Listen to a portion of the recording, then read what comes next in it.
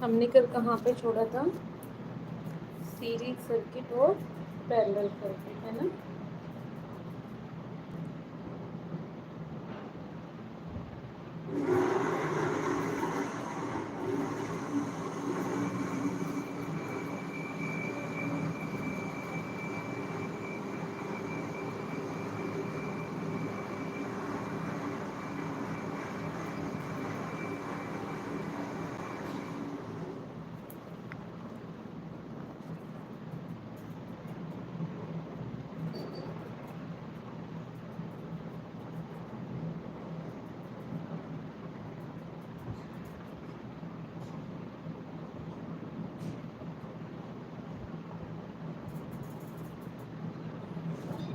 Good evening.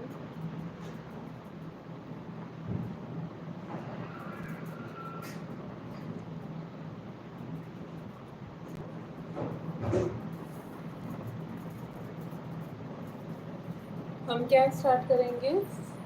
आज series circuit और parallel circuit के न्यूमेरिकल पर।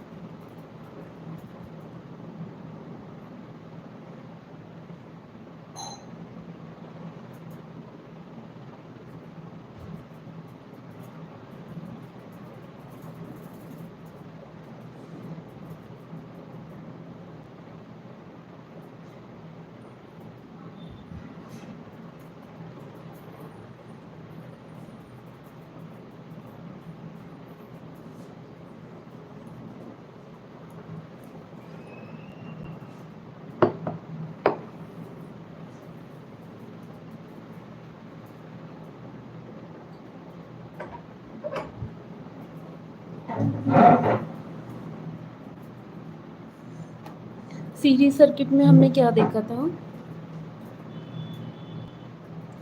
आपको विजिबल है ना?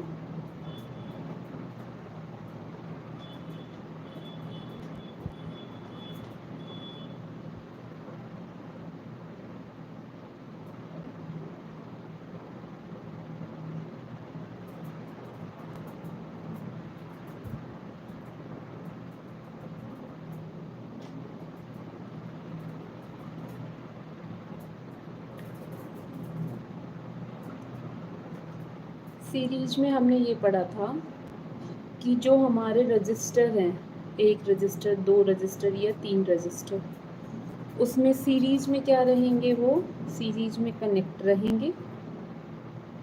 सीरीज कनेक्शन में क्या होता है? आपका करंट तो सेम होता है, बट वोल्टेज क्या होती है? अलग अलग रजिस्टर के अलोंग अलग अलग वोल्टेज होती है। और पैरेलल कॉम्बिनेशन में क्या होता है? पैरेलल कॉम्बिनेशन में करंट अलग अलग डिवाइड होता है, बट वोल्टेज क्या होती है? सेम होती है। वोल्टेज क्या होती है बेटा? सेम होती है। ठीक है,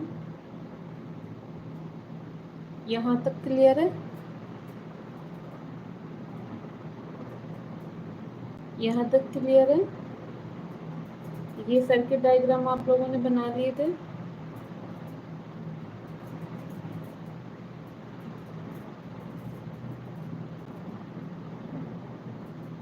यस और नो?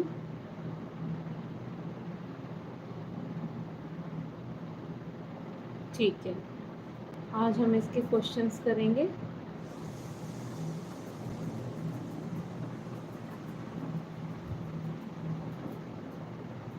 ये जल्दी से नोट डाउन कर लो आप।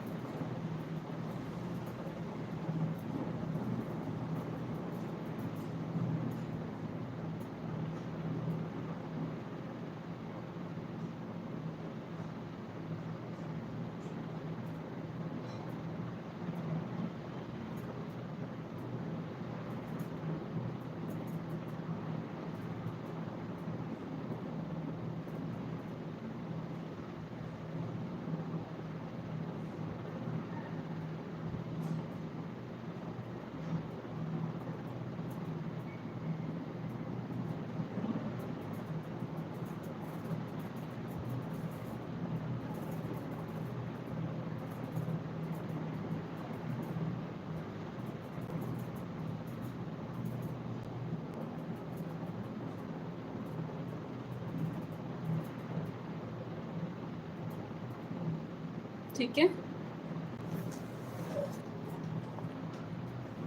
क्या बताया, बस आपको दो ही चीज़ें याद रखनी है, सीरीज में तो करंट सेम होता है और वोल्टेज अलग होती है, और पैरेलल में क्या होता है, करंट अलग होता है, वोल्टेज सेम होता है।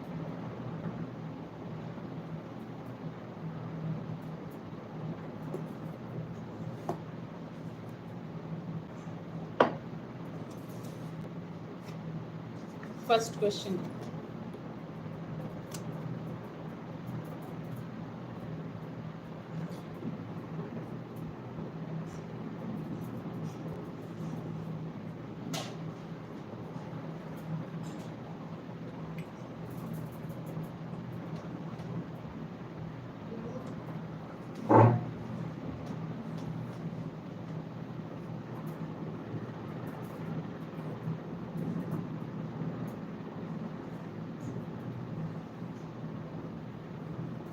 a piece of wire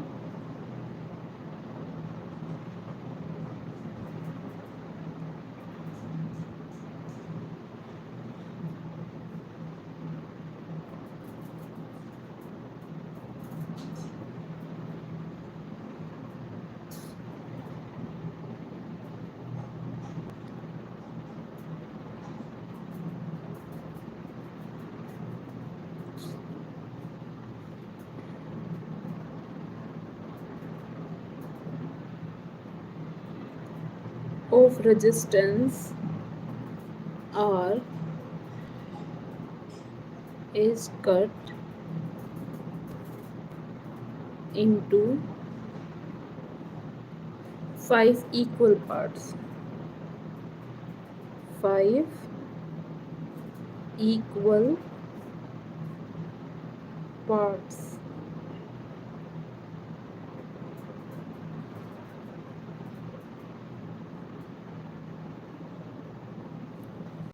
These parts are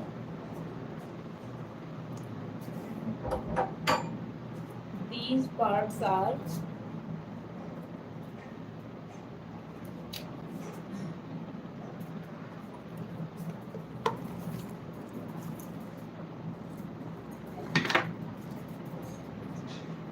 these parts are बेटा क्लियर विजिबल है या नहीं है?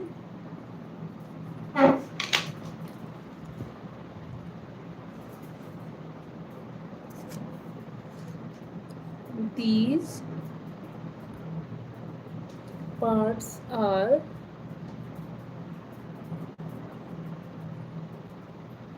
then connected in parallel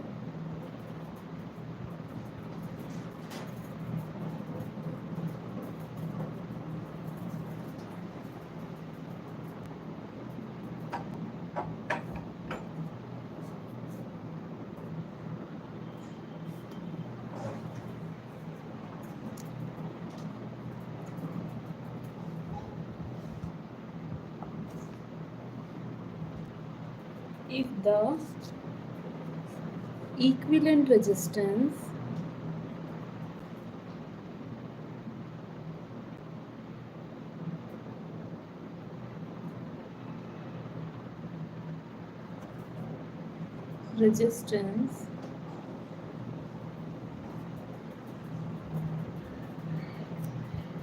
of this combination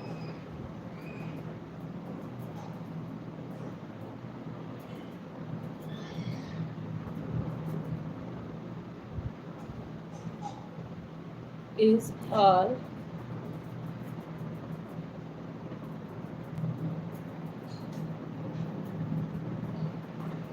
then the ratio R upon R dash is, numerical पढ़ो आराम से, एक वायर है, ठीक है, एक वायर का रेजिस्टेंस मान लो आपके पास क्या है, ये एक वायर है, ठीक है, इस वायर का जो रेजिस्टेंस है वो कितना है, R है। अब इस R रेजिस्टेंस को 5 इक्वल हिस्सों में बांट दिया गया, तो आर को 5 इक्वल हिस्सों में बांटोगे तो ये भी r अपॉन 5, ये भी r अपॉन 5, ये भी r अपॉन 5, ये भी r अपॉन 5 और ये भी r अपॉन 5, ठीक है। These parts are then in connected in parallel. फिर इनको किस में कनेक्ट किया गया? पैरेलल में कनेक्ट किया गया। If the equivalent resistance of this combination is R dash,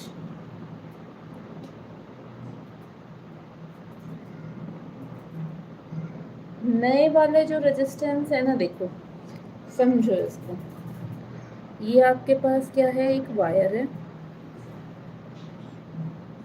wire को कितने हिस्सों में काटा, 1 2 3,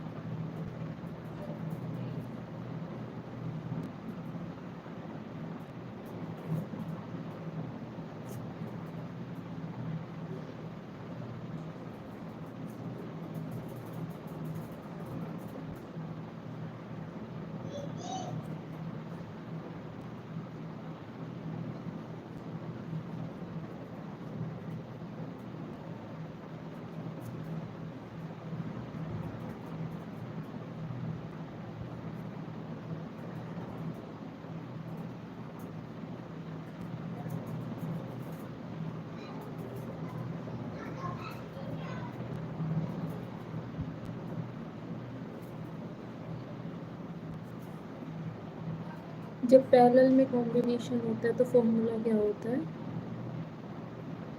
1 अपॉन इक्विवेलेंट रेजिस्टेंस निकालने का होता है, 1 upon RP, 1 upon R1 plus 1 upon R2, 1 upon R3, 1 upon R4, 1 upon R5. Here R1 is equal to R upon 5, R2 is equal to R upon 5, R3 is equal to R upon 5, R4 is equal to R upon 5 and R5 is equal to R upon 5.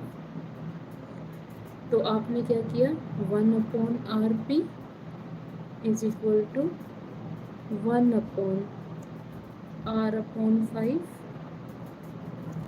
1 upon R upon 5, 1 upon R upon 5, 1 upon R upon 5, 1 upon R upon 5. अब जो ये 5 है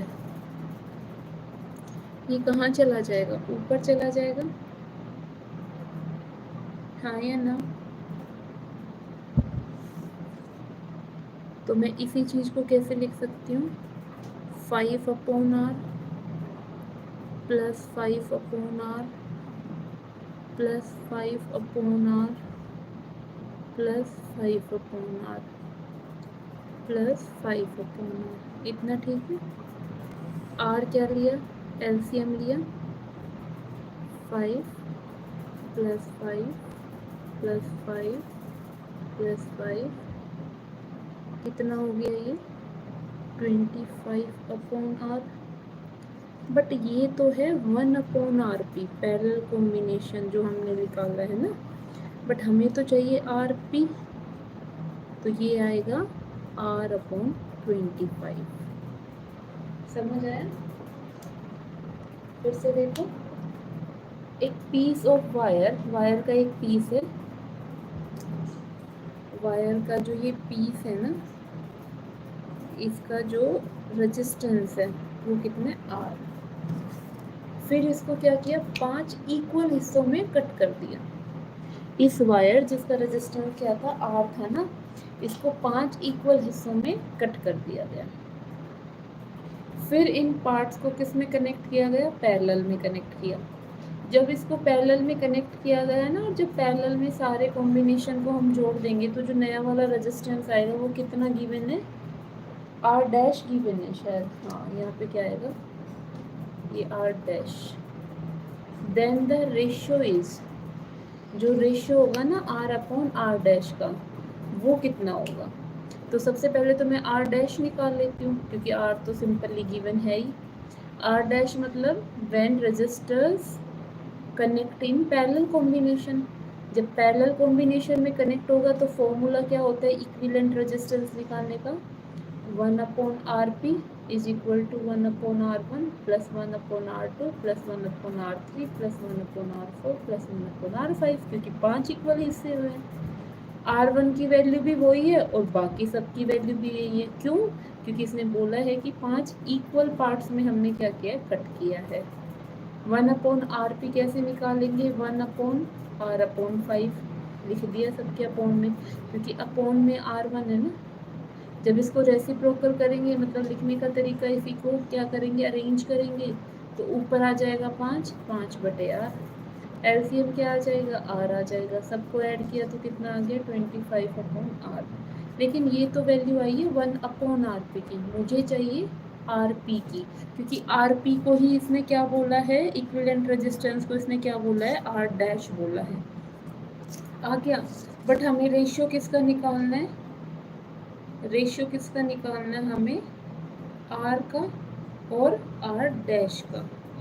are की value तो are dash की value क्या है, are upon 25 है ना, तो 25 तो ऊपर चला जाएगा, आर से आर क्या हो जाएगा, कैंसिल हो जाएगा। 25 जब ऊपर जाएगा तो 25 अपॉन 1, 25 अपॉन 1, तो ये क्या आ जाएगा, 25/1। रेजिस्टेंस की यूनिट क्या होती है, ओम होती है। रेजिस्टेंस की यूनिट क्या होती है, ओम।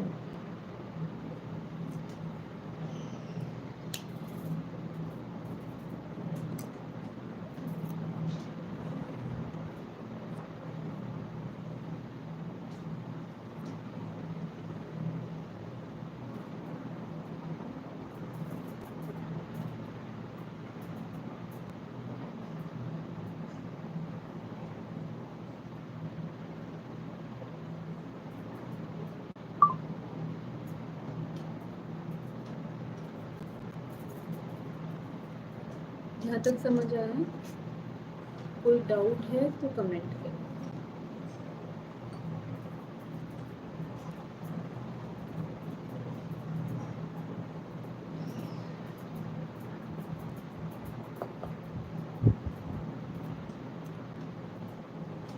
नहीं तो नोट डाउन करो।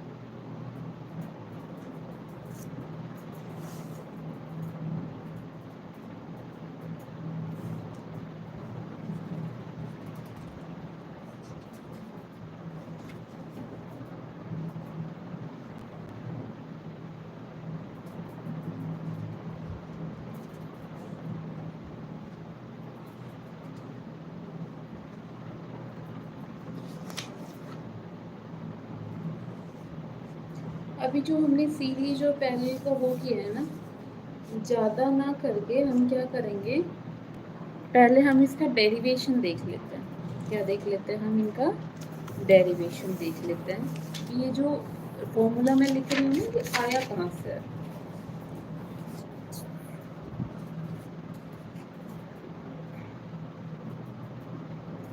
ये जो फॉर्मूला मैं लिख रही हूँ वो आया कहाँ से।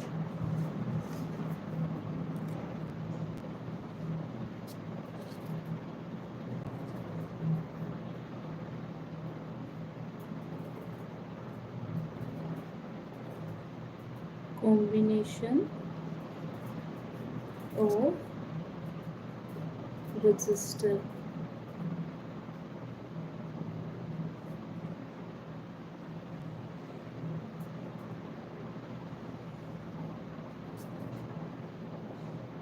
ठीक है, हमने क्या रजिस्टर का कॉम्बिनेशन बनाया था?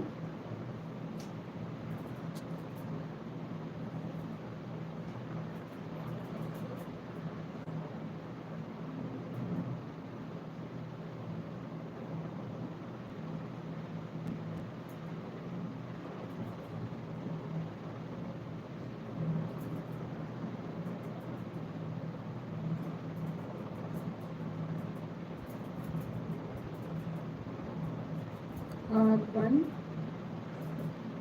R2, R3, V1, V2, V3। यहाँ से क्या पास होगा आपका? I current. यहाँ से क्या आएगा आपका? I current. ठीक है, अब आपको ये सब लिखना है। क्या क्या लिखोगे आप?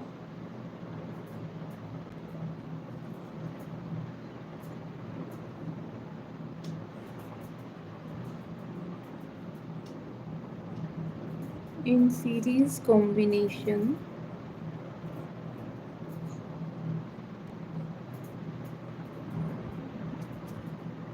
we have a circuit in which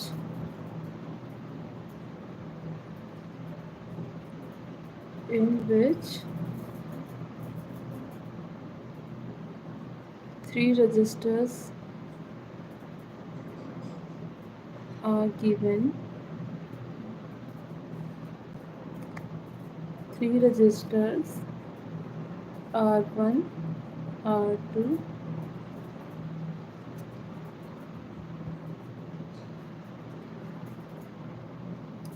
three resistors का क्या गिवन है?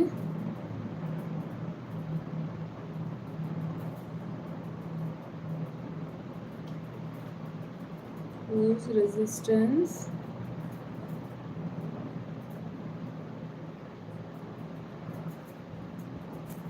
R1, R2 and R3.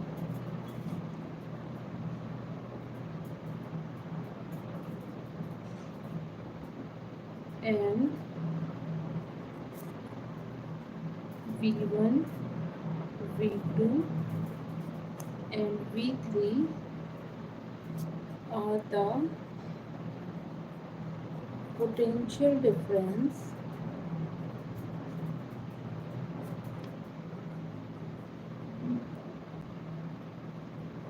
across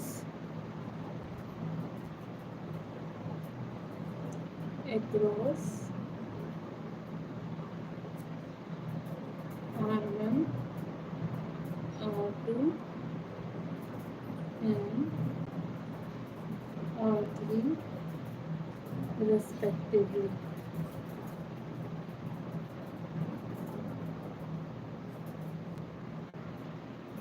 And current I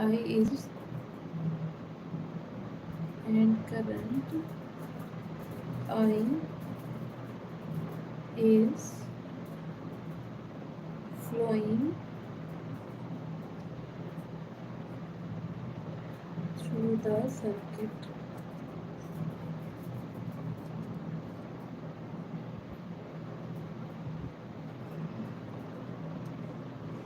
ठीक है, जो आपका नेट पोटेंशियल डिफरेंस होगा ना, नेट पोटेंशियल डिफरेंस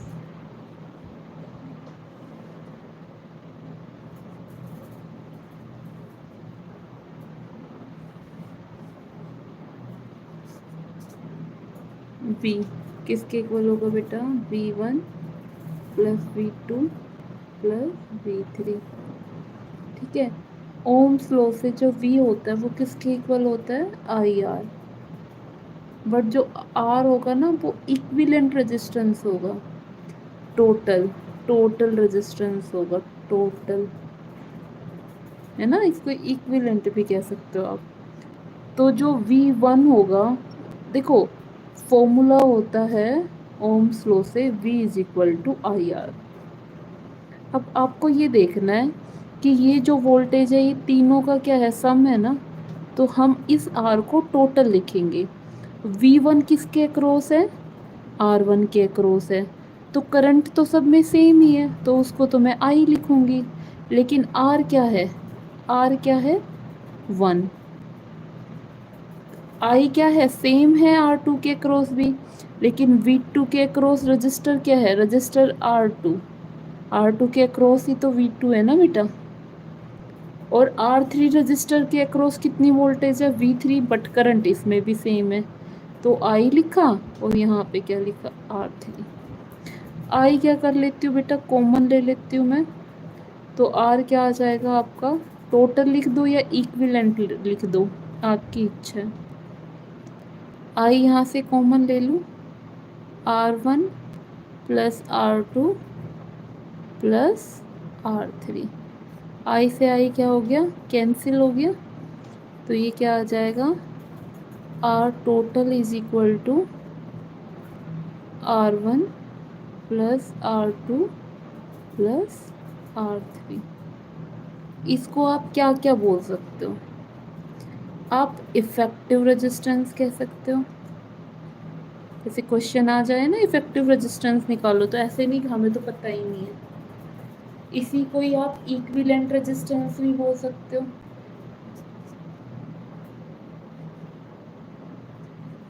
इसी को ही आप नेट रेजिस्टेंस भी बोल सकते हो। और इसी को आप टोटल रेजिस्टेंस भी बोल सकते हो।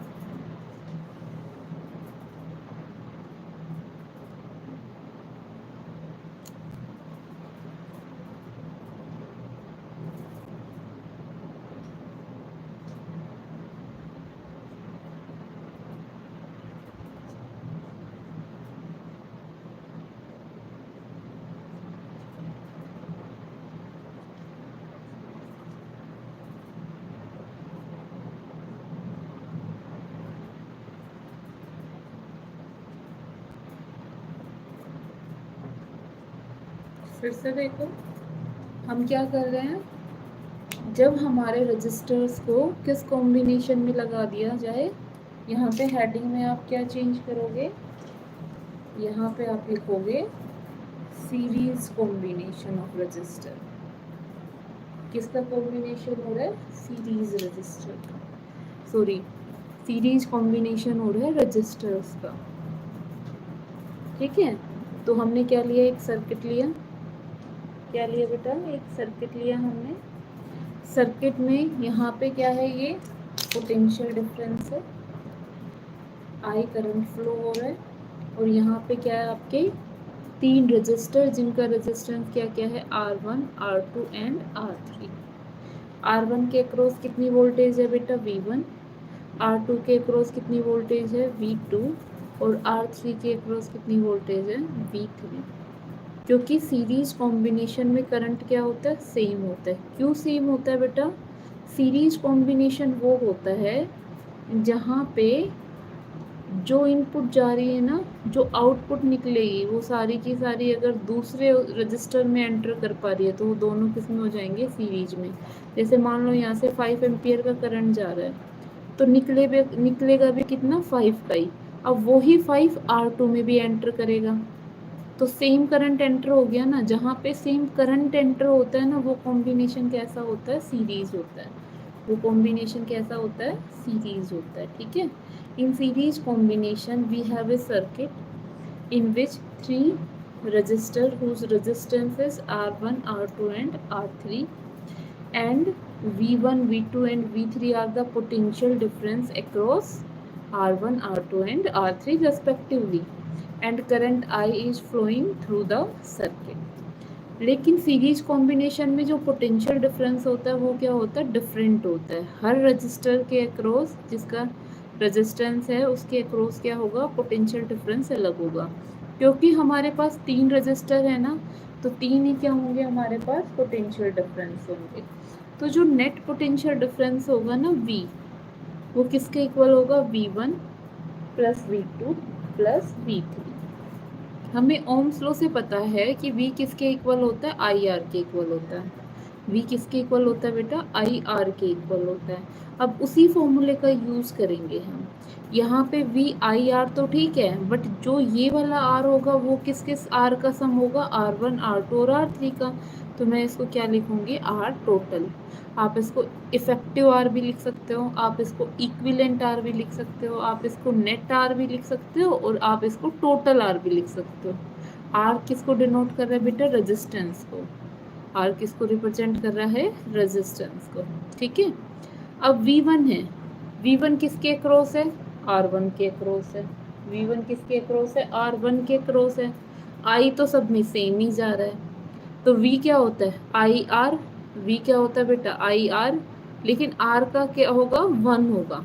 V क्या हो, V1 क्या होगा, I R 1।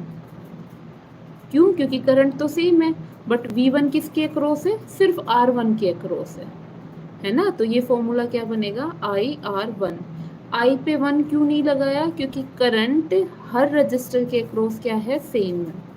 Current her register के अक्रॉस क्या है बेटा, सेम है। ठीक है। V2 क्या हो जाएगा आपका, V2, V2 में भी करंट तो आ ही जा रहा है, तो I एज इट इज रखा। लेकिन V2 किसके अक्रॉस है, R2 के अक्रॉस है, तो R ना लिख के क्या लिख दिया, R2 लिख दिया। ऐसे ही V3 है, V3 में भी करंट तो सेम ही गया I, तो ये I रहने दिया, और यहाँ पे क्या आ जाएगा, R3 आ जाएगा। कॉमन ले लो बेटा दोनों साइड से, I से I क्या हो जाएगा, कैंसिल हो जाएगा। आपके पास R टोटल क्या बचा, R1 plus R2 plus R3। इसका मतलब क्या है कि कभी भी आपको सीरीज कॉम्बिनेशन में अगर रजिस्टर गिवन है और आपको क्या निकालना हो, इफेक्टिव रेजिस्टेंस निकालना हो, इक्विवेलेंट रेजिस्टेंस, नेट रेजिस्टेंस, या टोटल रेजिस्टेंस निकालना हो, तो उसका फॉर्मूला क्या होगा, उसका फॉर्मूला होगा algebraic sum of individual register, that is R1 R2 and R3। आप क्या कर दोगे, उनका सीधा ऐड कर दोगे। क्या कर दोगे बेटा, सीधा एडिशन कर दोगे। यही क्या होता है, सीरीज का फॉर्मूला होता है, जब रजिस्टर आपके सीरीज कॉम्बिनेशन में होते हैं। रजिस्टर किस में होते हैं, सीरीज कॉम्बिनेशन में होते हैं। ठीक है, यहाँ तक समझ आया, नोट डाउन करो। अगर विजिबल नहीं है या कोई डाउट है तो आप कमेंट कर देना, जल्दी से नोट डाउन करो।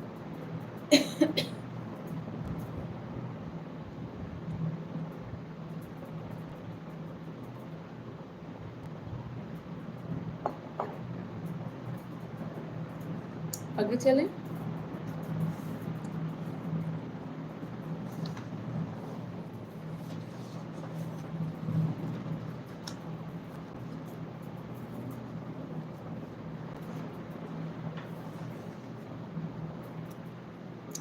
अब लिखो parallel combination of register.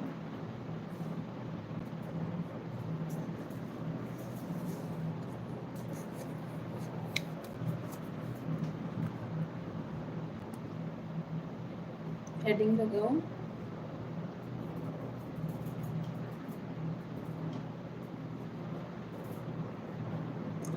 Parallel combination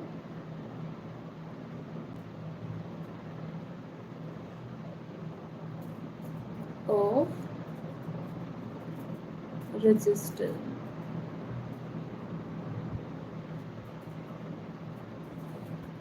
पहले आप डायग्राम बना लो।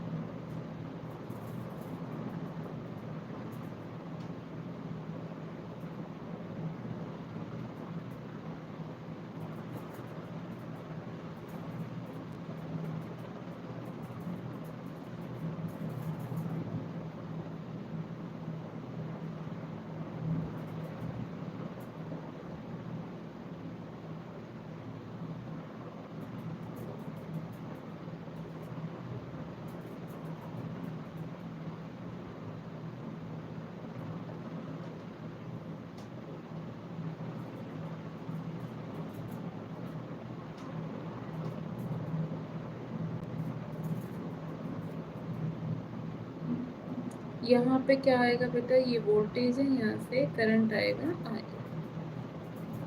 आई करंट जैसे यहाँ पे पहुंचेगा इस पॉइंट पे, तो उसके पास कितने रास्ते हैं, 3 रास्ते हैं ना। यहाँ तक तो वो आई आया, यहाँ तक तो वो आई आ गया, ठीक है। लेकिन यहाँ पे आते ही आपको साफ दिखाई दे रहे हैं, यहाँ पे आते ही अब उसके पास कितने रास्ते हो गए, 3। तो यहाँ पे वो अपना कुछ हिस्सा भेजेगा, I1, I2 और I3, ठीक है, भेज देगा। तो आपने क्या देखा, सीरीज कॉम्बिनेशन में क्या सेम होता है, वोल्टेज सेम रहेगी। सीरीज कॉम्बिनेशन में क्या सेम रहता है, वोल्टेज सेम रहती है, ठीक है।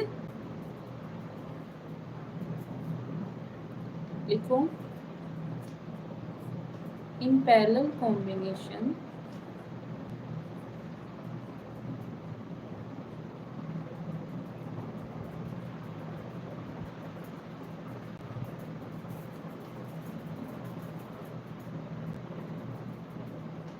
we have 3 resistor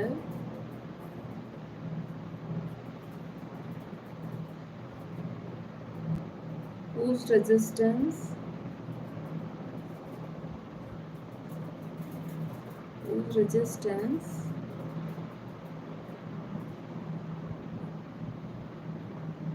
R1, R2 and R3 connected in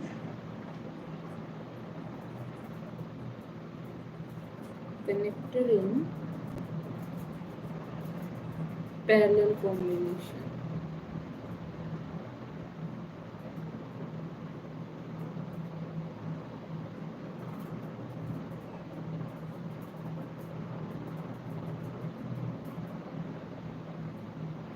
या फिर अगर आप ऐसे भी कर सकते हो, यहाँ पे अगर आप दोनों बार मत लिखो ना, इन दिस कॉम्बिनेशन कर लो। In this combination we have 3 resistors whose resistance R1, R2 and R3 connected in parallel, ठीक है।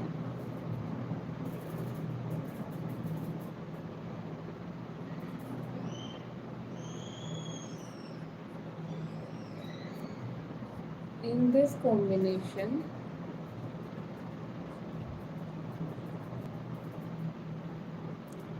current I is divided into 3 parts,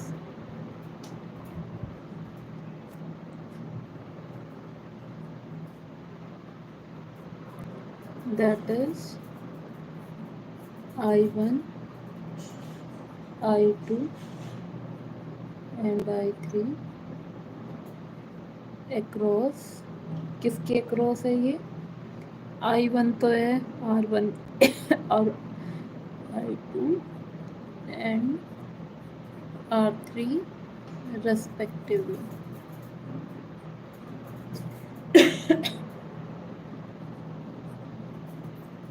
and potential difference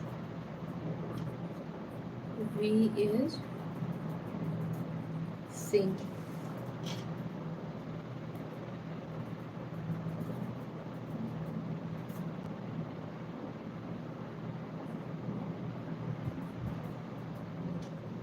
ठीक है, आपको ऐसे याद रखना है कि जो भी कॉम्बिनेशन हो ना, जिसमें जो चीज़ अलग होती है उसी का ही कॉम्बिनेशन लिखो सबसे पहले। जैसे सीरीज में क्या अलग था, वोल्टेज अलग थी ना, तो आपने क्या लिखा, V total is equal to V1, V2 and V3। यहाँ पे क्या अलग है, I अलग है ना, तो I क्या हो जाएगा, I टोटल क्या हो जाएगा आपका, I1, I2, I3, ठीक है। उसके बाद यहाँ पे क्या लिखो आप, ओम्स लॉ क्या होता है ना, ओम्स लॉ क्या होता है, V is equal to I R. But इस बार मुझे क्या चाहिए, इस बार मुझे क्या चाहिए, I चाहिए ना, तो I क्या हो जाएगा आपका V बाई आर, ठीक है। तो यहाँ पे जब मैं V बाई आर लिखूंगी ना, तो R क्या लिखोगे आप? टोटल। R क्या लिखोगे? टोटल। आई का फॉर्मूला क्या होता है? V by R. लेकिन आर, I1 किसके अक्रॉस करंट जा रहा है? ऊपर देखो डायग्राम में, I1 किसके अक्रॉस जा रहा है? R1 के अक्रॉस जा रहा है। तो यहाँ पे क्या करोगे आप? R1 लिखोगे। V क्यों चेंज नहीं किया? क्योंकि पैरेलल कॉम्बिनेशन में V क्या रहता है? हर रजिस्टर के अक्रॉस क्या होता है? सेम होता है। ऐसे ही I2 किस में जा रहा है? R2 में जा रहा है, लेकिन पोटेंशियल डिफरेंस इसमें भी सेम है। तो V अपॉन क्या कर दिया? R2 plus V upon R3। V क्या कर लेंगे? कॉमन ले लेंगे। क्या बचा? 1 upon R total. V common ले लो। 1 upon R1 plus 1 upon R2 plus 1 upon R3। V से V क्या हो गया? कैंसिल हो गया। 1 अपॉन R टोटल किसके इक्वल आ गया बेटा?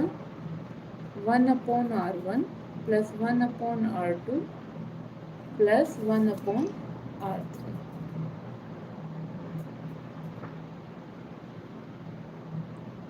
मतलब अगर आपके रजिस्टर्स किस में दिए हुए हो? पैरेलल कॉम्बिनेशन में दिए हो, तो आप उसका इफेक्टिव रेजिस्टेंस कैसे निकालोगे? 1 अपॉन करके। कैसे निकालोगे?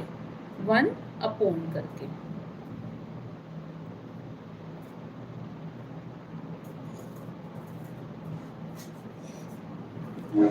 यहाँ तक समझ आया?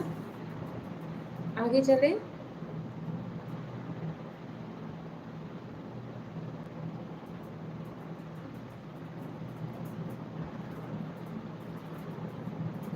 अब न्यूमेरिकल करते हैं ना।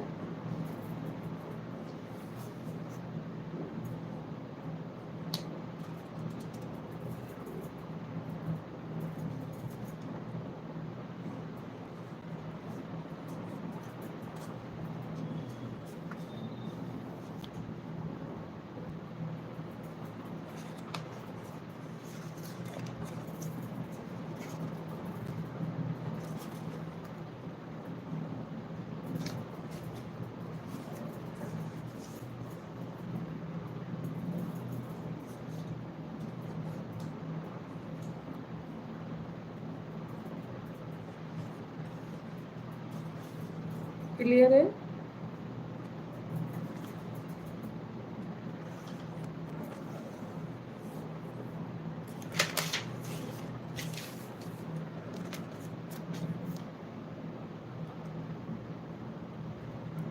अभी एक डिफरेंस भी पूछ लिया जाता है इसमें। क्या ठीक है या नहीं, तो ये बताओ।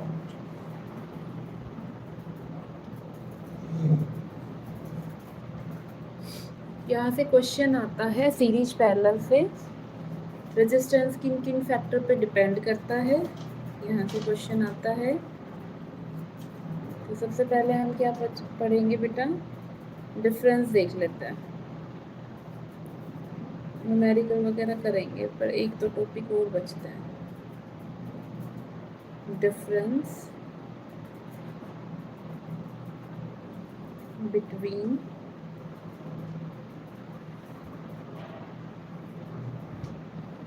Resistance and resistivity.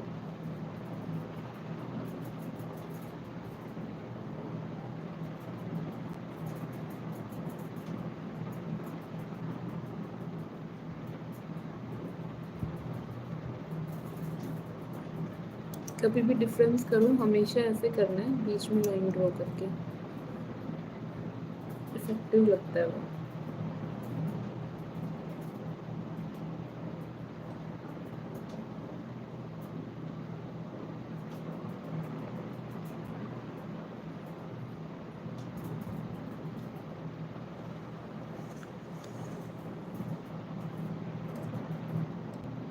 रेजिस्टेंस क्या होता है? एक तरह से रुकावट होती है ना।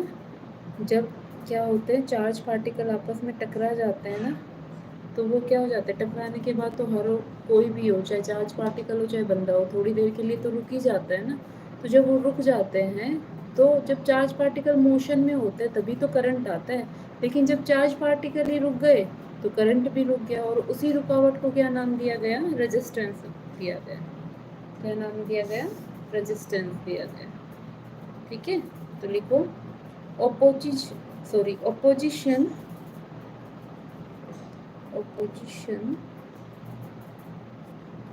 offered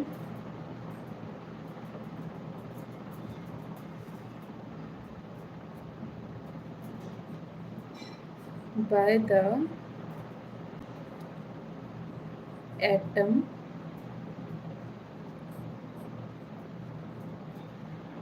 या charge particles of conductor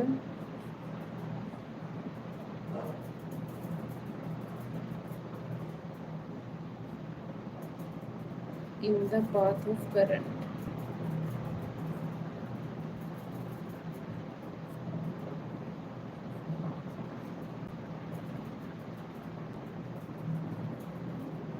resistance की एसआई यूनिट क्या होती है? ओम होती है।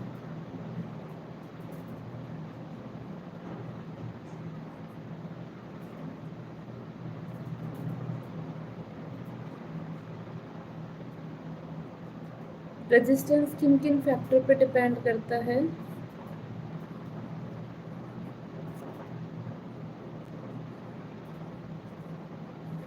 Length of the conductor,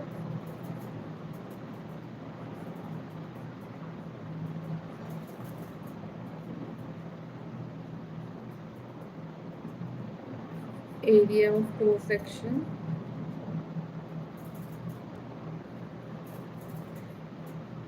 area और एरिया ऑफ क्रॉस सेक्शन दोनों अलग चीजें होती हैं, ठीक है ना?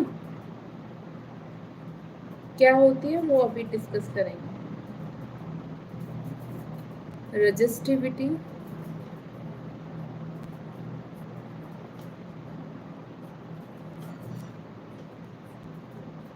ऑफ मटेरियल, जिसको किससे डिनोट करते हैं? रो से। और टेम्परेचर,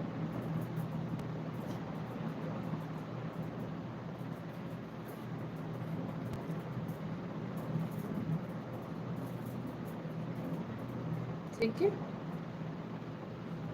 अब क्या आता है हमारे पास?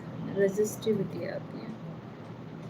रेजिस्टिविटी क्या होता है? जो आर का फॉर्मूला होता है ना, वैसे एक तो ओम्स लॉ से होता है ना, और एक किस किस पे डिपेंड करता है? वो ये होता है।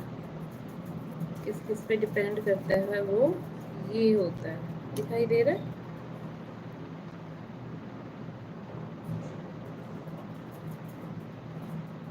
कि एरिया ऑफ क्रॉस सेक्शन के तो इनवर्सली प्रोपोर्शनल होता है, और लेंथ ऑफ कंडक्टर के डायरेक्टली प्रोपोर्शनल होता है। ये रेजिस्टिविटी होती है। टेम्परेचर पे ये वैसे डिपेंड नहीं करता। ओम्स लॉ में ये चीज़ नहीं आती है। ओम्स लॉ में टेम्परेचर को क्या रखना पड़ता है? कांस्टेंट रखना पड़ता है। रेजिस्टिविटी को किससे डिनोट करते हो? इसको बोलते हैं रो। क्या बोलते हैं? रो बोलते हैं। ये क्या कहता है? ये एक प्रॉपर्टी होती है। जैसे चार्ज एक प्रॉपर्टी होती है ना मैटर की, ऐसे रेजिस्टिविटी भी क्या होती है? मटेरियल की प्रॉपर्टी होती है।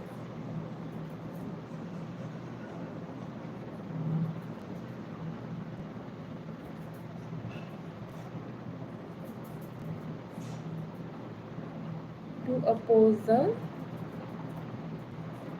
फ्लो ऑफ करंट,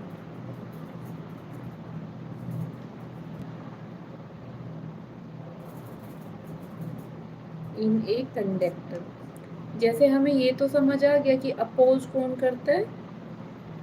जब चार्ज पार्टिकल किस में आ जाते हैं? रुक जाते हैं ना, तब क्या होने लग जाता है? अपोज होने लग जाता है। लेकिन एक होता है ना कि एक जो ब्रेकर है, नॉर्मल मान के चलो ब्रेकर है, वो रोकता है।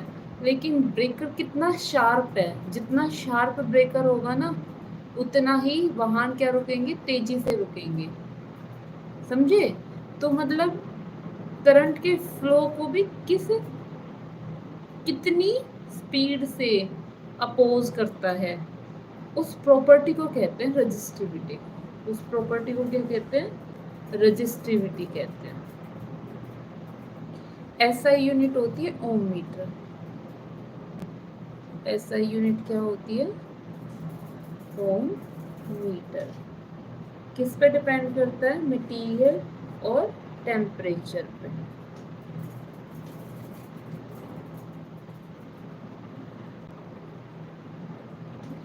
मटेरियल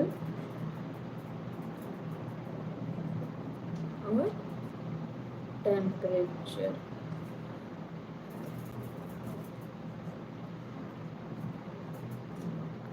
टेम्परेचर जितना ज़्यादा होगा रेजिस्टिविटी भी उतनी ज़्यादा होगी। अब यहीं से अगर मैं फॉर्मूला बनाऊं, जैसे आर क्या होता था? रो एल बाई ए होता था, है ना? तो यहाँ से मैं रो निकालूं तो क्या हो जाएगा? R A upon L. क्या हो जाएगा?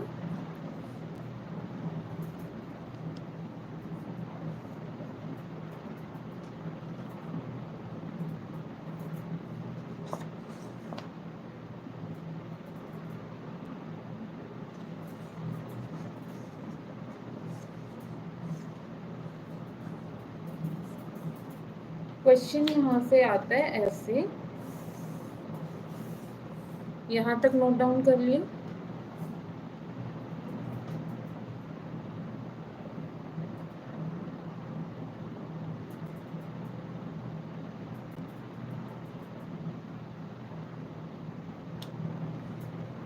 हेलो जतिन।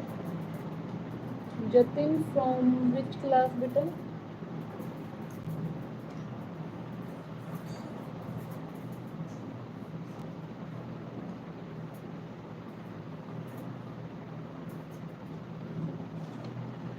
जतिन कौन सी क्लास है बेटा?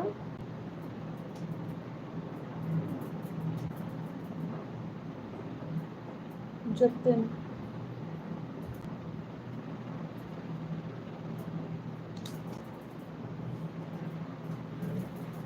From 10th class. सॉरी बेटा, मैंने ध्यान नहीं दिया आपने कब कमेंट किया।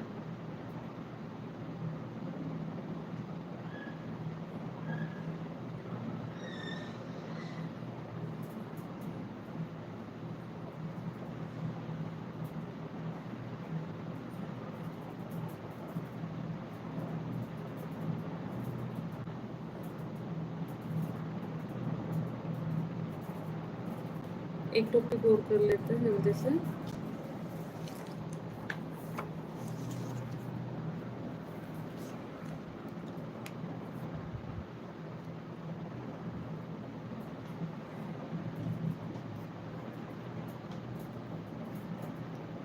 फैक्टर्स अफेक्टिंग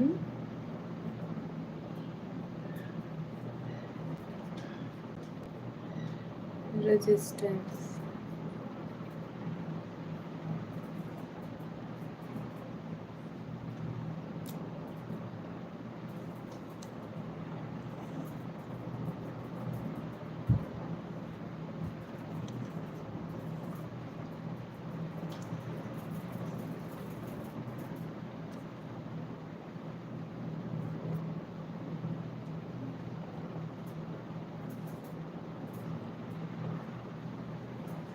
फर्स्ट किस पे डिपेंड करता है बेटा? Length of the wire. Length of the wire जो कि किस में होगी? मीटर में होगी, है ना बेटा? और लेंथ के ये कैसे डिपेंड करता है रेजिस्टेंस? डायरेक्टली। कैसे डिपेंड करता है ये? डायरेक्टली। क्रॉस सेक्शन क्या होता है? देखो, जैसे ये क्या पेन है, इसको मैं किस शेप के अकॉर्डिंग काटूं? कि जैसे मानो कि अगर मैं इसको यहाँ से काटती हूँ ऐसे सर्कल की फॉर्म में, मैं फिर से इसको देखूंगी फिर भी ये पेन ही दिखेगा, है ना? बस क्या हो जाएगा, थोड़ा छोटा हो जाएगा साइज में, लेकिन इसकी शेप तो सेम रहेगी। जैसे देखो, ब्रेड होता है, ब्रेड की पूरी क्या आती है, पूरी ब्रेड आती है, जैसे मान लो 16-17 ब्रेड आती है, लेकिन ब्रेड को आप 6 ब्रेड को हटा दो, फिर भी वो शेप कैसी दिखेगी, यूनिफॉर्म में दिखेगी। तो एरिया ऑफ क्रॉस सेक्शन होता है किसी भी चीज़ को आप ऐसे एजेस से कट करो कि कट करने के बाद भी वो शेप की दिखाई दे, तो वो होता है एरिया ऑफ क्रॉस सेक्शन। जैसे मेरे पास क्या है, ये वायर है, तो इस वायर को मैं कहाँ से कट करूँ कि कट होने के बाद भी ये वायर दिखे। नॉर्मल आप अज्यूम करके चलो आपके माइंड में कि आपके पास घर में एक वायर है ना, चार्जर की वायर है, तो जो ये वाला हिस्सा है ना, ये वाला हिस्सा, इसके अनुसार कट करोगे ना, तो आपको वो वायर कटने के बाद भी सेम उसकी लगेगी। साइज की बात नहीं हो रही छोटी बड़ी की, है ना। तो ये चीज़ क्या कहलाती है, इस साइड की जो शेप है ये क्या कहलाती है, cross sectional area. Cross sectional area या एरिया ऑफ क्रॉस सेक्शन, आप कुछ भी कह सकते हो, क्योंकि इस वायर में तो ये वाली जो ये वाला एरिया, ये तो एरिया ऑफ क्रॉस सेक्शन है, तो ये क्या कहलाएगा, पाई आर स्क्वायर, और इसकी यूनिट क्या होगी, मीटर स्क्वायर। तो आप क्या लिखोगे, एरिया ऑफ क्रॉस सेक्शन के कैसे डिपेंड करता है ये, इनवर्सली।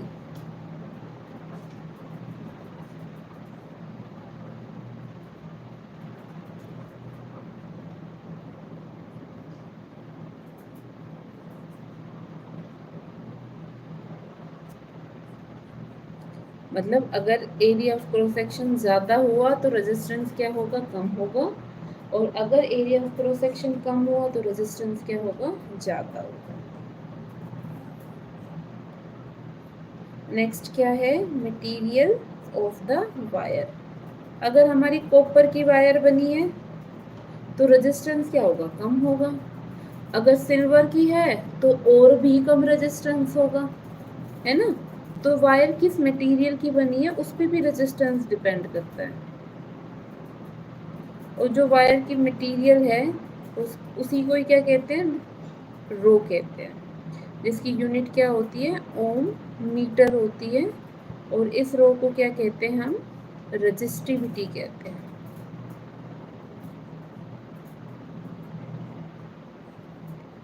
फोर्थ क्या होता है, टेम्परेचर ऑफ द वायर।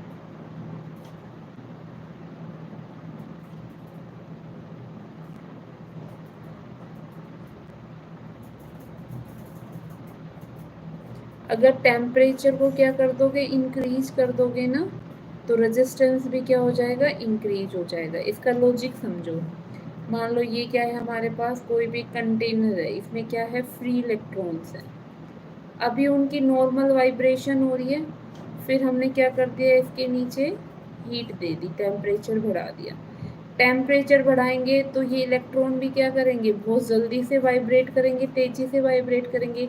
तेजी से वाइब्रेट करेंगे तो ज़्यादा टकराएंगे, ज़्यादा टकराएंगे तो रुकावट ज़्यादा बनेगी, और ज़्यादा रुकावट बनेगी तो उसी को ही तो क्या कहते हैं कि रेजिस्टेंस भी क्या हो गया, बढ़ गया।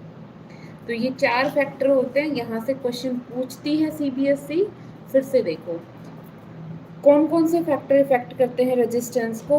अगर जो हमारे पास कंडक्टर है वो कितनी लेंथ का है, जितनी ज़्यादा लेंथ होगी उतना ज़्यादा रेजिस्टेंस होगा। क्यों, क्योंकि उसमें इलेक्ट्रॉन का कोलिजन भी ज़्यादा होगा। एरिया ऑफ क्रॉस सेक्शन इस वाले पार्ट को कहते हैं, पूरी वायर का एरिया अलग होता है, एरिया ऑफ क्रॉस सेक्शन सिर्फ ये होता है, इस शेप को कहते हैं। एरिया ऑफ क्रॉस सेक्शन के क्या प्रोपोर्शनल है, इनवर्सली प्रोपोर्शनल है। किस मटेरियल की वायर बनी हुई है उस पर भी डिपेंड करता है। टेम्परेचर जितना बढ़ाएंगे रेजिस्टेंस उतना ही बढ़ जाएगा। आज की क्लास में इतना ही करेंगे। अगर आपको कोई भी डाउट है प्लीज़ कमेंट सेक्शन में मेंशन कर देना, मैं आपकी प्रॉब्लम सोल्व कर दूँगी। Thank you so much.